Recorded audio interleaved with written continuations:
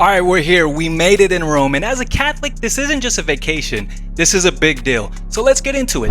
So my Vatican tour isn't until tomorrow morning, which means I had a little bit of time to kill. So yeah, I did a little sightseeing today, but trust me, even the churches I saw today carry more history and meaning than most people realize, and you're about to see why. This is the Trevi Fountain. It's not religious, not spiritual, it's just iconic. Sometimes people come here to throw coins, make wishes, etc. But again, we're here for something deeper. We're not going to be here wishing for grace. Next, we got the Pantheon, which was once a Roman temple dedicated to every god, literally Pantheos.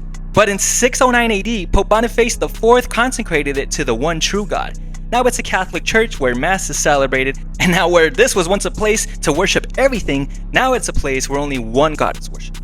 Now, some of these churches I'm not going to be pronouncing next, so I'm just going to be putting them on the screen. So hidden in a quiet street, just a few minutes away from the Pantheon, is this beautiful basilica, and it's based off of Saint Eustace. And Saint Eustace was once a Roman general, but everything had changed whenever he saw a glowing cross appear between the antlers of deer. He heard Christ's voice and he followed. He was baptized with his family, and then he lost everything. He lost his title, his wealth, even his family for a time. But he stayed faithful and he was martyred for it. This church isn't just famous, it's quiet, tucked away, but God moves in the quiet places too.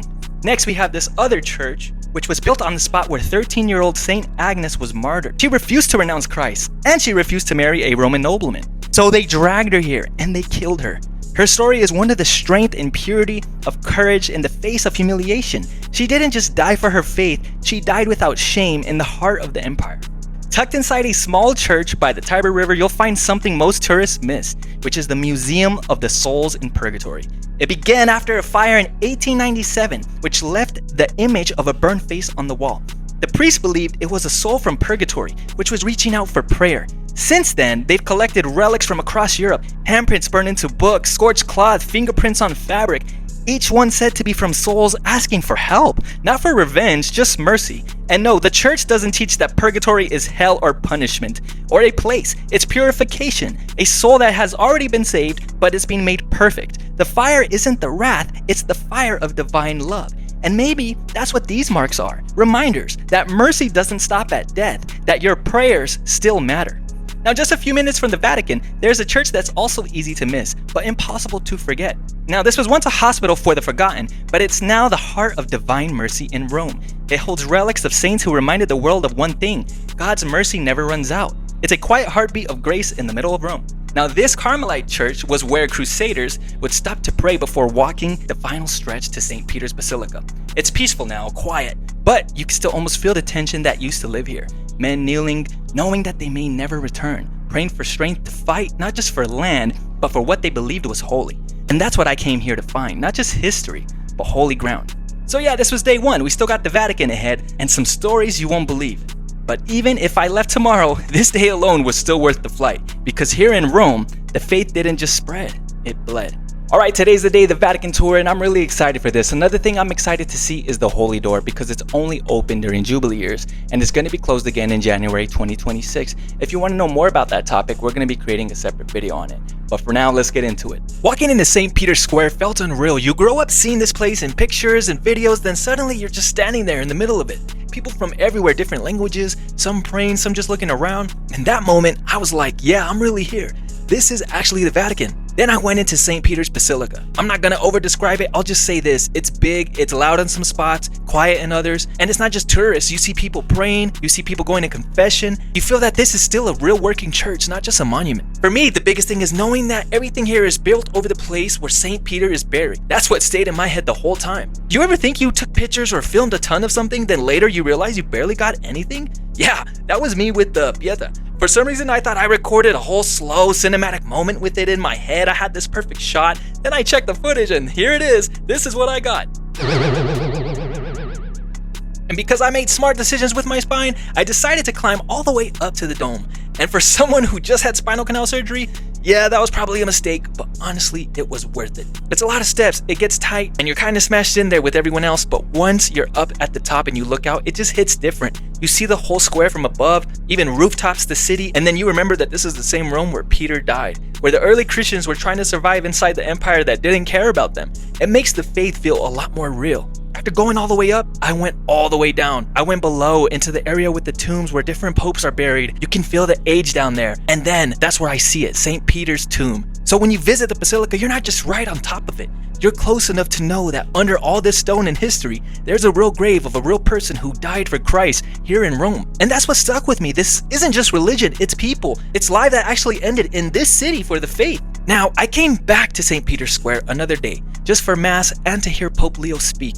It's wild seeing that little window you've always seen online, and then suddenly he actually steps out and starts talking to everybody there. He talked about Christians being persecuted in the Middle East and places like Nigeria, and he brought up wars and suffering in places like Ukraine and other parts of the world. Omnipotens Deus, Pater et Filius et Spiritus Sanctus. Cari fratelli e sorelle, come dicevo poco fa commentando il Vangelo, anche oggi in diverse parti del mondo i cristiani subiscono discriminazioni e persecuzioni. Penso in particolare a Bangladesh, Nigeria, Mozambico, Sudan e altri paesi, dai quali giungono spesso notizie di attacchi a comunità e luoghi di culto. Dio è Padre misericordioso e vuole la pace tra tutti I suoi figli. Hearing that in person in the square hits different than just reading a headline. It reminded me that the faith isn't just something that people used to go through in the past, but it's something that people are still suffering for now. Then I went to the Vatican Museums, and honestly, I didn't expect half of what I saw there. I also realized that there's suddenly an Egyptian museum, even mummies, statues, old writings. Then you turn a corner and then you can even see armor, samurai pieces from a different culture from different times. Seeing all these things in the Vatican actually surprised me because it shows how much history and how much cultures have passed through here or ended up connected to the church in some way. It just made the church feel bigger and more global than what you usually see in your local parish. One thing that really caught my attention was a little display with robes that, according to modern tradition, are connected to St. Peter and St. John. The sign literally says it's according to tradition, so it's not some lab-proven thing. But still, just standing there looking at those robes, knowing how old they are and who they were probably associated with, made the early church feel close. You're not just looking at cloth, but your mind goes straight into the apostles. I couldn't film inside the Sistine Chapel, obviously, but I'll say this. Everyone talks about the art, and yeah, it is insane. The whole place is covered. But what really got me the most was just standing there realizing this is where popes are elected, and this is where cardinals pray, and this is where so much church history has gone down. I was mostly stuck on the crucifix up front. I don't know why, but even with all the art, my eyes kept going back there. It reminded me that at the center of everything, the paintings, the history, the buildings, it's still Jesus on the cross. Now going back to the Vatican Museum, looking at all of these early Christian stuff, the relics, the old art, the tombs, it honestly got to me. You realize how much these people really went through just to keep the faith alive. How far the gospel traveled. And now, well, here I am just walking through it with a camera and a ticket. It's humbling. It makes me really rethink how casually I treat the faith sometimes. The following day, I also went to the Colosseum. There's a debate about how many Christians actually died here, and some people argue about the details. Popes eventually stepped in and basically said, we're not treating this like a random ruin anymore, and in the 1600s and 1700s, they consecrated it to the memory of the martyrs and the Passion of Christ. There's a cross, and there's even stations of the cross around the arena so people could pray here. There's also that plaque that calls it purified by the blood of the martyrs. Historically, some of the early Christians were executed in Roman arenas for refusing to worship the pagan gods. Even St. Ignatius of Antioch was thrown to the beast here in Rome. Now, I will say that some of the scholars argue about which arena it was. Either way, this place has become the face of that persecution in people's minds. Walking through it now, it's quiet, and that's why I stood there thinking the same ground where people once screamed for blood is now a place where people are taking photos, they're praying the stations on Good Friday, or just sitting and thinking. For the Romans, this was entertainment. For the church, this became a reminder that some people would rather die than kneel to a false god. Another place I really wanted to see was the Mamertine prison. And this is where Peter and Paul were held before they were killed. And I'm gonna dive into the whole story about this prison because I want to do a whole full video about what Paul and Peter did there, such as the baptism, the miracles, all of that. So if you're interested, stay tuned because that one's coming soon as well. I wish I could say I was feeling great the whole time, but that's not true. Toward the end of the trip, I got sick, and with my spine still healing, it hit me harder than I expected. There were days that I was dragging myself through these places, just trying to take in as much as I could. And it wasn't a perfect trip by all means, but maybe that's real life. You don't come here as some perfect holy person. You come as you are, with your issues, your pain, and you still meet God in the middle of that. So yeah, this was my trip to Rome, the Vatican Museums, Colosseum. The lives of the early Christians, seeing all that in person really changed me. And it made the faith feel less more of a theory and more of like something that actually happened, with real streets, with real people, real suffering, and real hope. So if you like this type of Christian content, go ahead and subscribe, because we drop videos like this every single week. But for now, I'm the prodigal son. This is where the faith bled. Thank you for coming with me.